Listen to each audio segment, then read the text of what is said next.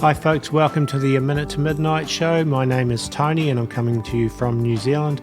And with me on the show today I have frequently recurring guest John Heller from Ohio. Welcome John, and as you said to me off air, it's a shame there's nothing to talk about, nothing's going on in the world. Yeah, we'll kind of scrape the bottom of the barrel here and see if we can find something to talk about. Yeah, that's right. Sorry. I could talk about my golf game today, but I don't think that would. I can hear the people shutting off their computers right as we speak. As I start to bring up that subject. Yeah. Well. Okay. So where do we start? I'll try not to laugh too much because I've hurt my ribs a few days ago, and if I cough or laugh, it hurts like blazes. So. Well, look, the Middle East is a good place to start because there's a lot of theory. It's crazy what's going on. Yeah. And look, I'm a supporter of Israel to a certain extent. I do believe in Bible prophecy, and I was raised in the dispensational church viewpoint college. The seminary where I was on board was dispensational, although it's moved away from it a lot. And I guess to the extent that I would consider myself a Christian Zionist, it just means that I think Israel as a Jewish state has a right to exist. Now, we can argue about how much land they should have and that type of thing, but I just, that's what I consider Zionism, is they have a right to exist. That doesn't mean I buy into everything in Judaism and Kabbalah and all that stuff. That's not where I'm at. But and I do think it's prophesied that those people, those ethnic people, will return in the end times. I don't think we're at the final realization of that. Also, when I look at Bible prophecy, some of the prophecies just don't make sense unless there's a Jewish state of Israel there when this stuff starts to unfold. You have the prophecies of Ezekiel 38, 39 about armies coming from the north and from northern Africa, all from basically Islamic areas. And then there's a big argument about whether Russia's involved or not. I kind of think that they are. But so there are those prophecies. And then there's the prophecy, the one I always go back to it, and this is my take on it. The prophecy where Jesus says, when you see the abomination of desolation stand in the holy place, that doesn't really make sense unless there's something there of a holy place that a guy would stand in. And it seems like it's a revived temple, or at least the beginnings of a temple, a Jewish temple. But then the other part of the prophecy, though, is when you see that, and then he goes on, talks about some other stuff, and he says, pray that your flight not be on Sabbath, on Shabbat. And that only makes sense if it's a Jewish state where Shabbat is recognized. Of course, a lot of people would say that was fulfilled all in 70 AD, that part of the prophecy was for then. But personally, I think it's a dual fulfillment. It's been fulfilled. Well, what has been will be again. So. Right. There's a lot of prophecies are dual fulfillment. Yeah. And that's sometimes difficult and tricky for us who are raised in sort of a Hellenistic, rational, linear world view and mindset to understand how a Middle Eastern mind or a Jewish mind understands Bible prophecies. For example, I spent some time with some friends there, and I don't know if I would say, I guess I would say they're hardcore Zionists. They live in Efrat. They live in one of the settlements. They used to live in Gaza. I just found that out the other day when she posted something about a picture of her husband being taken out of his house by the IDF back in 2005. I didn't know that they lived in Gaza. So they're hardcore Israel. We're Jewish people. We've come back to take back the land that God promised. So that's their orientation. And I just don't see how these prophecies make sense unless it's a Jewish state of Israel in at least in the land, whether it's in full control or not. And they come against land, he says, on Shabbat. So it never really made sense to me until I was in Israel in 2017, and we were in Jerusalem. We stayed a couple weeks there. And on Shabbat, everything closes down in Jerusalem, and you can't get a bus to go anywhere in Jerusalem on Shabbat. The roads are empty. And in where we stayed, it's a friend's apartment near the old city. There's an ultra-Orthodox neighborhood right just next door, and they block off the streets. And if you drive down the streets around the barricades, they'll stone your car. So they're hardcore. But the prophecy about, pray that it not be on Shabbat doesn't really make sense unless it's the Jewish state of Israel. So then we go from there. But I do think that there's a problem with the way this gets applied in practice, in that there's some people that just idolize the nation of Israel and everything they do is okay and it doesn't make any difference.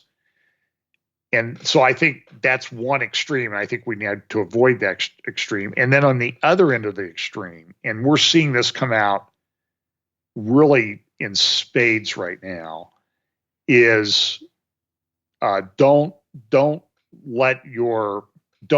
try to use clever theology to justify your hatred of Jews.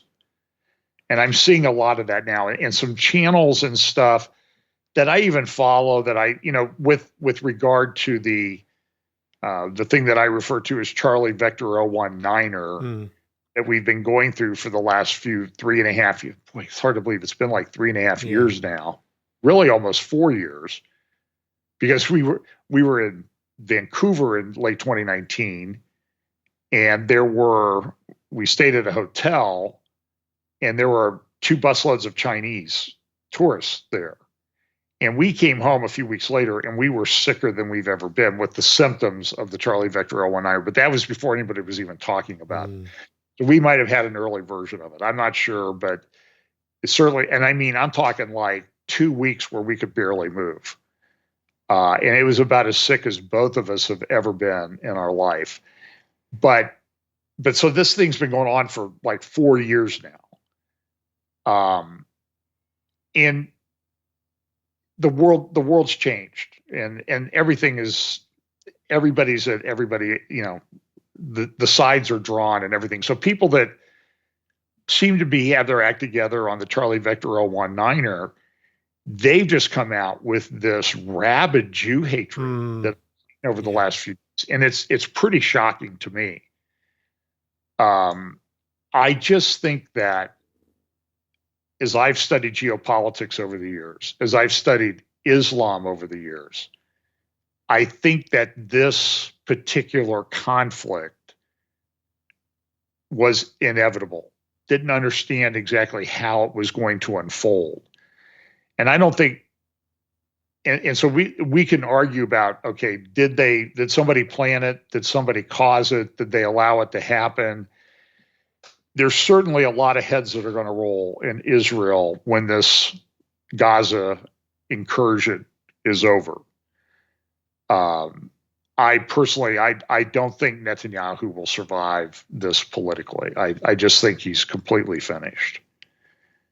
And I've liked him at some times, but there's things I've done, and I've been critical of him, kind of watching him over the last few years, is that he's never.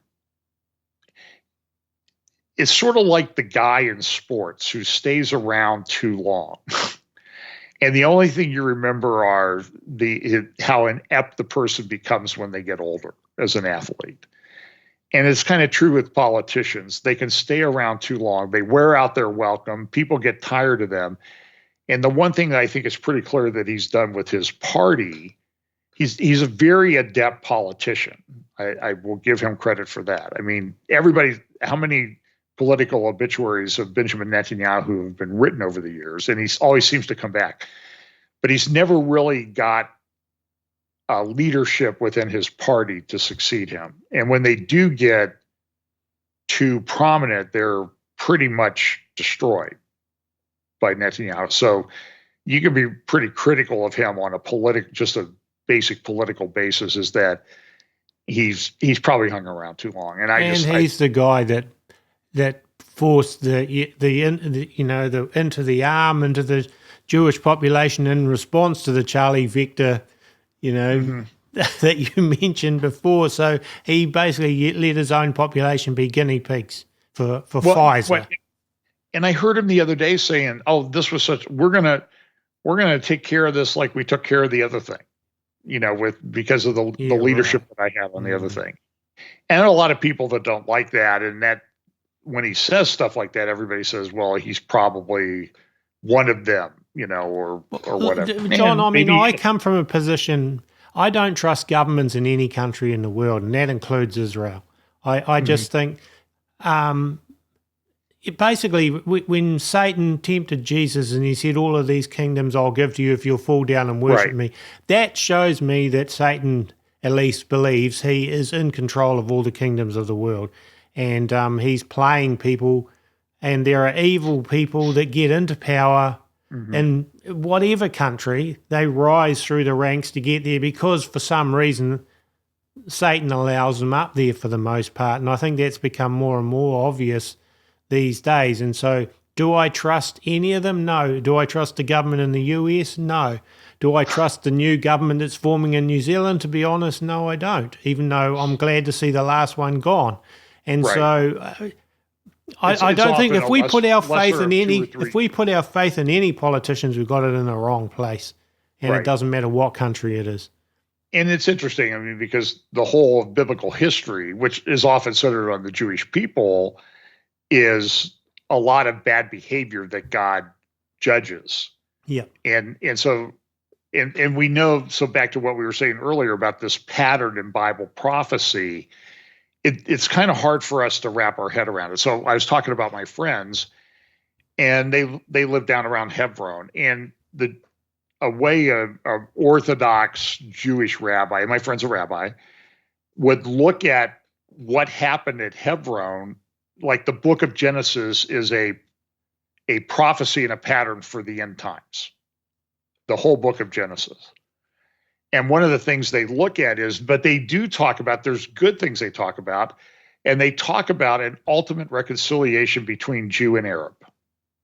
And it will be centered around Hebron, because it was at Hebron that Jacob, from whom the Jews came, Israel came, and Esau, from whom the Arabs came, reconciled at the funeral of Isaac at the tomb of Machpelah, which now has a Herodian structure over it.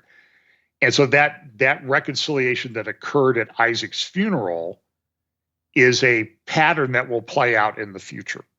And so ultimately there will be this great reconciliation in a place where the tensions, and I've been through Hebron a few times. And when I was there in December, we drove through checkpoint after checkpoint. It was on a Shabbat, a friend of mine and I, and we had to drive around some of them because they had the roads blocked off. But when we were driving up to the checkpoint, they had their fingers on. People argue with me about, they didn't have their fingers on the trigger. Yes, I know where the trigger is on a gun, and they had their fingers on the trigger. And I had just been through a briefing session a few days before with an Israeli general about how when cars are coming at you, you have 10 seconds to decide what to do. And you can see that play out in Hebron, where it's incredibly tense on a good day between everybody. There was a Jewish guy who killed a bunch of people at the mosque there at the tomb of Machpelah. And then there was also back in 1929, the Hajj Aman al-Husseini, who was the head of the Waqf, the Muslim agency that controls the Temple Mount and holy places for Muslims in the land of Israel, started a rumor that the Jews were going to destroy Al-Aqsa Mosque. And that really got the Muslims in Hebron upset, and they went on a rampage and slaughtered 80 people. It was kind of a preview of what happened on October 7th. So I think that this war conflict thing, this was inevitable, but we know that I think there's a reconciliation thing that's coming down throw. But I don't know. I'm not smart enough to figure out how that all works out, because especially in the context of what's going on over there right now, it's just horrible. I did hear an interview, and so the question is, and my friends, Jewish friends in Israel and Jerusalem and stuff, are sending me these emails and their theories about why did they allow this to happen or cause it to happen. And one theory that's really gained a lot of traction is, well, they want to create these, they're all part of the World Economic Forum, they're all globalists, and they want to create these 15-minute cities. And the way to create the 15-minute cities is you flatten a place, like Gaza's being flattened now, at least large portions of it, or like Maui, where a big chunk of Maui was burned to the ground. And then you can rebuild your 15-minute city into place. But then the other side of that is the people who aren't in the place that you're replacing, is you just control them through fear. And I can't dismiss that completely out of hand. So is that theory coming to you? I mean, I've heard it obviously in a lot of places, but is that coming to you from people in Israel? In Jerusalem, yes. Okay. In Israel and Jerusalem, and everybody that's there that's Jewish that lives in Israel, they served in the IDF, and they're like, we just don't understand how this happened. Now, my point is, I've said I've laid awake nights thinking about this. And I said, if the Israeli government wants to hire me, I'll come over and help write the report and do the investigation, because I've got it maybe half written in my head. But it was a masterfully planned operation. I mean, they did things, they used unsophisticated technology in highly sophisticated ways. They used off-the-shelf drones. They took out communications center. One of my friends sent me a video that a soldier had shot at one of the bases. So there were about 8 bases down there along the Gaza fence. And I was just there in December, and we went to a kibbutz that I think it's the closest kibbutz to the border fence. It's called Nirim, Nirim. And the lady, is sort of the spokesperson of the community. And I've seen her over here in the U.S. meeting with congressional people to talk about what happened. She said this is 95% heaven, 5% hell, because when the rockets start flying, we have 10 seconds to get to a safe room. Some of the communities did better survival rates than others. There are some communities that had weapons and community watch organizations and stuff like that. And so there were few people killed at Nirim. But at another kibbutz, not too far away, up more towards the north near Sderot, that kibbutz had about 700 residents and about 300 were killed. And I mean, the slaughter was just awful. But there's like 8 bases down there. I've asked a lot of questions, but I haven't gotten an answer yet. How many people are at the bases to protect people? And some of the bases I've seen them, they're pretty small. I'm going to guess maybe 50 people at most are there. But what they did was they went in, and the comment my friend made from Jerusalem, who'd been in the IDF, was, it was like they knew where everybody was. Well, I heard an interview yesterday, and I've seen this a number of places now. And the interview, and I'll give you the source, was Eric Prince, who founded Blackwater. And we can all hate Blackwater because they're a globalist, neocon type organization. But he made the point that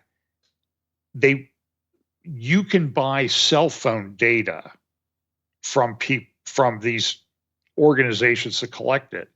And like I keep talking about these server farms that are, they're spending two companies just announced $3 billion of construction of server farms 20 minutes from my house.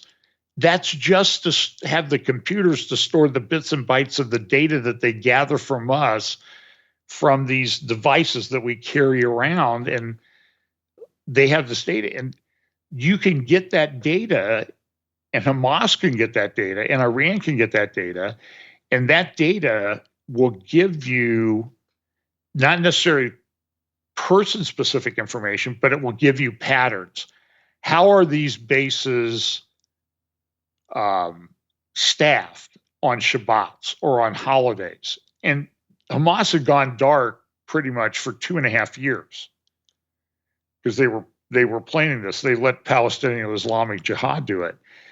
And Prince makes the point is you can get this data and you can determine which doors in a kibbutz. A kibbutz is a village, a collection of small houses. It's a collective kind of socialist thing. Like they have a common laundry,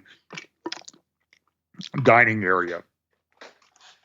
And they're secure. They've got a fence. And near them, they had a fence. They had guards walking around. They have a secure entry. Another kibbutz we went to was a little less so. And some of them are just, these are kind of, I liken a lot of people live in kibbutzes. They're kind of left-wing hippies that we would see in America. You know, the peaceniks, they're sort of the soft underbelly. They're easy targets, but some take it seriously. And at Nearham, they'd had rockets hit there and kill people and take off the legs of a guy that we met later that day. And so they take it, this is a real thing to them. This is what they live with, to live there.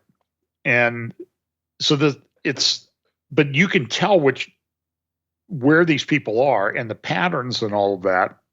And then they put it on maps and they gave maps to all these guys. And now the thing I heard this morning was about 4,500 people came through the fence once they started breaking it down.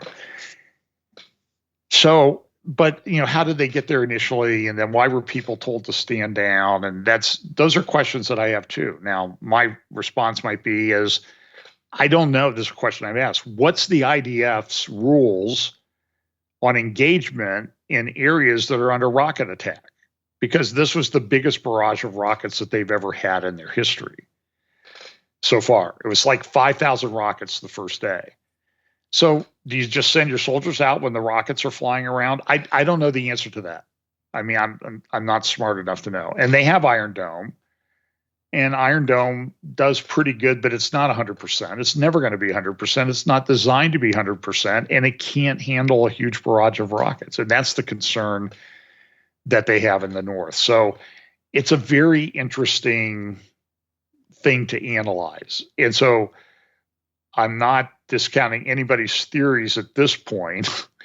I'm just saying there's another side too that, and maybe that comes from being a trial lawyer, is one of the ways you try to analyze these things and prepare your case is you try to present the other side's case.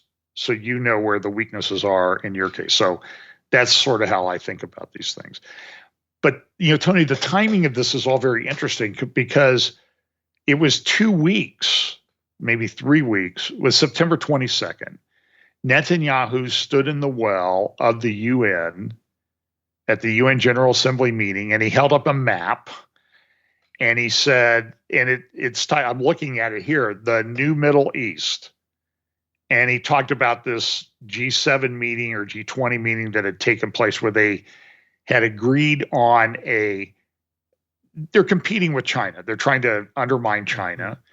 So China has the Belt and Road Initiative, which goes through the Stan republics, Russia, Iran, Pakistan. So they're saying, okay, we're going to go but it bypasses India. So India to Saudi Arabia to Israel to Greece to Europe. And he drew this red line right through. But when he holds up a map, it has Israel and it doesn't have any Palestine in it. So a lot of people are saying, okay, this is what he's planning to do. And, that you can make that argument. And then he draws this red line. So now another theory I just heard this morning is, well, they want the land in Gaza because they're going to build a canal through it as part of this India, Middle East, European economic corridor. Okay, maybe that's true. There has been a proposal for a long, long time called the Ben Gurion Canal Project. You can look it up on Wikipedia and the map. And that map, it does not go through Gaza. And other people say, well, the closest distance between 2 points between Eilat and the Mediterranean would go right through Gaza. But I don't know that that's the most economic route to construct because of the mountains and that type of thing. If you maybe go up the Dead Sea and then up through the valley, you would bypass Gaza. So, but look, I understand where people are coming from. So although it's kind of funny. One guy was talking about it's a replacement for the Suez Canal, he says. It's sort of like, it's the Suez Canal, dude. At least get your geopolitics down enough to know how the Suez Canal is pronounced. But I just found that kind of humorous. But, maybe that's the case. It's not going to happen anytime soon, given the destruction that's happening. Thing is, if they destroy Gaza largely, say, then if they do, well, they will have to rebuild it, right? That's going to be somewhere down the track. So yeah, the 15-minute cities idea, the smart city, that looks like an interesting option, especially when you get neighbours Saudi Arabia with their NEOM project. And I look at that, and that's actually advanced a lot this year. You don't hear that much about it, but there's a lot happening under Mohammed bin Salman in that, kingdom of... I heard it was like 20% complete. Well, there's different sections of it, and some of it is more complete than others. I was watching some videos on it yesterday. They're definitely making big progress on that whole thing. And so, I look at Mohammed bin Salman, what role is this guy going to play in the future? Because obviously him and the Saudis and Iran are not exactly best bosom buddies, are they? And right. So you get this whole conflict, and what side does Saudis take, and how much is it in their best interests as well to see, for a rebuilt Gaza and for Israel to, be their friends versus Iran? There's a whole lot of possibilities here. Well, I think there's a generational shift going on in Saudi Arabia. So you have Mohammed bin Salman is the new generation. He's 37, 38 years old. His dad is 87. And so he's going to be the first generation, assuming there's not a coup in Saudi Arabia. That's also something that can happen too. But assuming Mohammed bin Salman comes to power when his father dies, there's a generational shift. And his father's very pro-Palestinian. The king, Salman, and his brothers, who were kings before him, started the Arab Peace Initiative back in 2002 to get this what they call a two-state solution. I think that's a complete misnomer, because there was two states. There was Jordan and there was Israel. That was the two-state. Now they want a third state or fourth state, or third and fourth state. But he was floating a proposal a year ago. I think we talked about this, called the Hashemite Kingdom of Palestine, where Jordan would take over some of these areas of the West Bank for governance. Israel would have security. And I just don't think Mohammed bin Salman's buying into the whole Palestinian narrative thing anyway. And I think the peace agreement that Netanyahu and Mohammed bin Salman were talking about at just 3 weeks before this all unfolded, actually 2 weeks before this all unfolded, I think it'll come back. I mean, there was one indication. There was a missile launched from Yemen by the Houthis. There were a bunch of missiles and drones have been launched. They were doing some yesterday.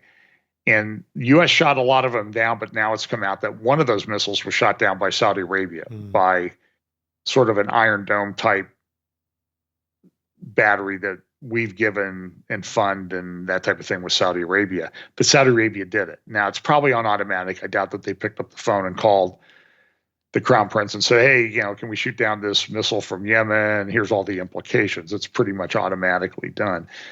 But that's kind of unusual, that in the midst of this, the Arab world being aflame, Muslim world being aflame and against Israel, that Saudi Arabia would shoot down a missile from another Arab country, another Muslim country, even though it's aligned with Iran. So it's a very interesting thing. But I think the point is, when Mohammed bin Salman and Netanyahu were talking at the UN, well, Mohammed bin Salman in the interview with Fox with Bret Baier that same week, Netanyahu said, we are on the verge of a new Middle East. Now, that one didn't age very well because things have changed dramatically. And so some of the people think, well, Iran decided to allow this operation to go forward because they wanted to get at Netanyahu and Israel, and that's their ultimate goal. People could say, well, there are people elements in the IDF or within the political structure in Israel that wanted to get rid of Netanyahu. People make the argument that Netanyahu did this to give himself political capital, and I think that's the silliest of all the arguments, because he would know historically Golda Meir didn't really do anything wrong in 1973, but she was toast in 6 months. Yeah. So just moving on, because our time's running, John, and just wanting to go back to the Mohammed bin Salman thing, and obviously he's had friendship with Jared Kushner, and who's Jewish allegedly, and there's all this, but Mohammed bin Salman's Neon project is heavily based on AI and sustainable development and so on, and big time. And I mean, they've invested billions of dollars into this already, the Saudis, and they want that city, which to me looks like it could be even like a rebuilt Babylon. There's nothing like it in the world, and so it does sort of evoke the Hanging Gardens of Babylon. Yeah, it pretty much the renderings does of what it's going to look like. And for bin Salman to become a major player in the Middle East, can I just add something there? Yeah. They have this thing called the Financial Investment Initiative Institute, and it's called Davos in the Desert. Yeah. And they just met in Riyadh, October 22nd through 24th, about 2 weeks after this thing happened in Gaza and southern Israel. And one of the guys who spoke at that was Jared Kushner. And there's an interview with Jared Kushner out there, and he's talking about we need to get the whole solution to this is the Abraham Peace Accords. And we need to expand those. And it's interesting, if you look at the Trump vision for peace plan that Kushner put together, and which was introduced in January of 2020, by the way, the day that literally all hell broke loose at the White House over Charlie Vector 019er. They introduced the peace plan, and then within hours, everything's going crazy with this thing. But there was a section of the Negev that was set aside for Palestinian residential and development south of Gaza in the Negev. And so maybe the goal was to move them from Gaza down there. I mean, you can make that case. The interesting thing is 22 kilometers of that border between Egypt and Israel and Gaza, 22 kilometers is in Egypt, and they've really fortified it more than anything else. But I agree with you 100%. This whole AI thing is completely out of control. And did you see Elon Musk interviews last week in the UK when they had the AI Safety Institute? I didn't see them. Yeah. Essentially said he did an interview with Sunak, and I think maybe 3 quick points from that. He's kind of taken this, this AI is good, we got to control it. But then he just rolled out, they had a big announcement, go to x.ai is the website, about rolling out their large language model, his large language model, which he says is going to really be way beyond everything else. And he's doing the Neuralink, where they want to implant things in the brain. But he's kind of taken well, I'm not really a big technocrat, but he really is. He's the biggest one on the planet, and I don't trust him. No. And he said, listen, this is scary stuff. This is an existential threat. And as I'm watching him interviewed, he then goes on to say, and people aren't going to have to work, and they'll have a high basic income given to them. But the whole time he's talking about this is an existential threat. It's really scary, and we hope that the governments of the world will put in some kind of referee system to kind of control this. And as I'm watching him speak, I'm thinking this is the guy that wants more than anybody else. I mean, I imagine that he left that interview and went and called the SpaceX guys and said, hey, how's that rocket to Mars coming along? Because I think I may need it soon. Because of this way this stuff is developing. And you can see it with the Gaza war, is the AI, the data and everything that was used by what people claim is an unsophisticated organization, Hamas, in terms of warfare and everything, in a very sophisticated way. But they, of course, had the help of the Persians, the Iranians. But I agree with you. This AI thing is just completely. Well, and Biden, the Biden administration is coming out with guidelines, or sort of maybe you can explain a bit about that, to control it. Basically, in other words, government controls, everything. Yep. So they can program AI. It's like the whole censorship thing, really, isn't it? We program the AI what we want it to believe, and therefore, if you have alternative, different ideas, it's right. It's again your point taken.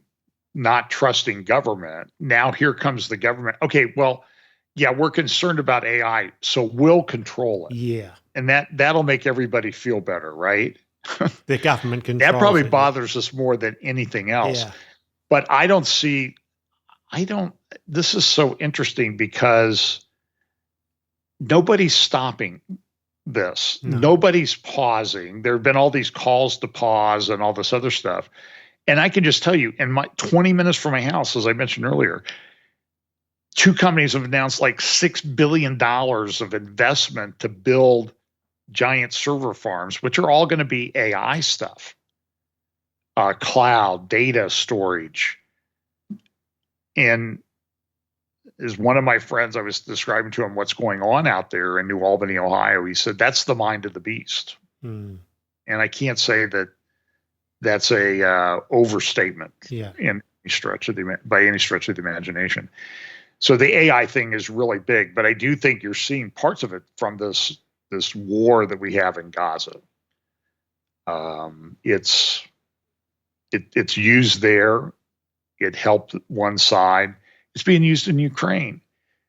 Ukraine's done better than probably a lot of people thought they would. I think they're pretty much near the end of being able to be effective against a war of attrition. They're kind of running out of people, but AI helped them along during that thing. And so the question is, when they really get into developing it, what's it going to look like? I sat in a room in Jerusalem last year at the media summit that the Israeli government puts on, and there was a guy named Jonathan Medved, I think was his name. He's a venture capitalist and all this stuff. And he's all excited about the Abraham Accords. But in his talk, he said, hey, we got this thing. Have you heard about it? Came out last week. And I hadn't heard of it. It's called ChatGPT. That's like baby steps thing. And in a year, they've moved way beyond that. So everybody says, oh, we got to control ChatGPT. That's just, don't even worry about that. It's the stuff, these large language generative AI things that they're doing, mapping the genome, mapping the DNA. I mean, you saw that 60 Minutes thing where they said it used to take one PhD scientist 5 years to get the 3-dimensional structure of a biological protein. And there's like 200 million biological proteins. And it took us a couple of years to figure it out. And now we can literally do all 200 million in a matter of days. So we do, 1 billion years of PhD time in a matter of days. Well, John, I look at people like Ray Kurzweil, who's, an atheist, and basically, totally godless, salivating over this, march towards singularity and what AI can be and do, and, basically create something instead of, intelligent design that we believe in God. These people think they are God. And the amount of power that someone like that wields with Google, and Google's just one direction of it. But the point I'm looking at here is, this is the type of people like Ray Kurzweil that are controlling the direction of this, and he's a transhumanist. And so I'm looking at, when you talk about the mind of the beast, what about the image of the beast? I can being able to speak and so on. I can see that being a result of AI. And when you look at people like these godless people that basically controlling this whole direction and drive for AI, I can see it. I can see how this could be, and it's maybe not that far away. Yeah, and when we talk about the mark of the beast technology, I think Patrick Wood and Joe Allen and some other people, Scott Townsend, and other people I've heard speak, and I agree with this 100%. I've borrowed it. That when the abomination of desolation takes place, that Jesus said was kind of a marker of the end times. Yeah. When you see this, then everything's going to break loose. But we know that the mark of the beast, if we understand Revelation correctly, and I'm like, set aside rapture timing differences and all that stuff, pretty much agree that the mark of the beast comes after the abomination of desolation. But it's not like the abomination of desolation takes place, and then the Antichrist and the false prophet get together and say, okay, hey, maybe we ought to do a crowdfunding thing to raise $100 billion to develop a mark of the beast technology that we can roll out. That's not the way it's going to happen. It's going to be, okay, go flip the switch. Yeah. That we've already developed. So all these things we see, if we're living close to that time, and I really, really do believe we are, then all that infrastructure stuff is going to be in place. And you're seeing it being built all over the world, and these large language models, and guys like Kurzweil, who used to say the singularity would come in 2045. Now he says it'll be ready to roll out in 2029 and fully implemented by 2030. And Elon Musk, in an interview, by the way, with Netanyahu, it was Musk and Sam, the guy from OpenAI, and another guy from OpenAI. Yeah. They were talking, and Musk, the one guy, Brockman was his name. He brings up, he says, well, Kurzweil is probably the leading thinker and director on this. And Musk goes, I agree. And until then, Musk had never really kind of come out saying, hey, Kurzweil is really the guy. So they're all in this together. Mm-hmm. And they've been telegraphing it. So I really think people, you need to watch. There's a bunch of things going to be happening this fall and early winter. You've got COP28 coming up in Dubai in November. Then you have, I think in early January, you have the World Government Summit. You just had the Davos in the Desert, the financial FII Institute thing with Saudi Arabia. Go watch the videos. They talked a lot about AI there and how they're going to use it. And Kushner was there talking about the Abraham Peace Accords. So it's just, again, it's this convergence of all these things.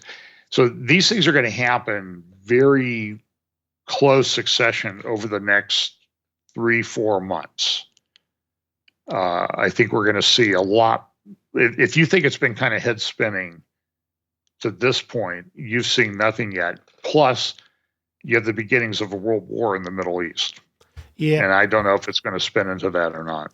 No. Okay, we better look to end here, we John. probably right. The other thing that I'm watching, just to close very closely, is the move towards the CBDCs and digital ID for everyone, which we haven't got time to go into today, but we could discuss it again maybe in another video. But I see all of these things tying in together and forming this whole picture. So, John, anyway, where do Tony, people... If I just add real quick, I was looking at digital. It's interesting you bring up digital identity and stuff, and the UN and Davos and World Economic Forum and everything. And I'm telling you what, I suddenly had like 500 pages of publications about this and how it's being implemented all over the world and how to do it. Well, maybe, John, we should come back in a few days and move on to that whole discussion, because there's an awful lot to talk about on it. Sure is. Yeah. So where do people find you online? Fellowship Bible Chapel on YouTube, or my name, John Haller, and then Real FBC on Rumble. We're trying to roll out podcasts, but you'll be able to find those on our YouTube and Rumble channels. We're just not, we're a small church, and it takes time we've been trying for 5 years to get this thing rolled out. But for now, Rumble, Real FBC, and Fellowship Bible Chapel on YouTube. And we seem to be hanging in there on YouTube, although I think they're shadow banning us quite a bit at that place. All right. Well, thanks, John. And thanks, Tony. It was really great to talk to you. I always enjoy our discussions. Me too, John. So thanks heaps. Thanks, Tony. A Minute to Midnight's run 100% by donations, folks, and if you want to help us out, it's always greatly appreciated. You can donate at our website, aminutetomidnight.com, and also please subscribe to us there at our website if you haven't already done so. And we do have Rumble, BitChute, YouTube, and Apple podcast channels as well. So God bless, and hopefully we'll be back with another video in a few days' time.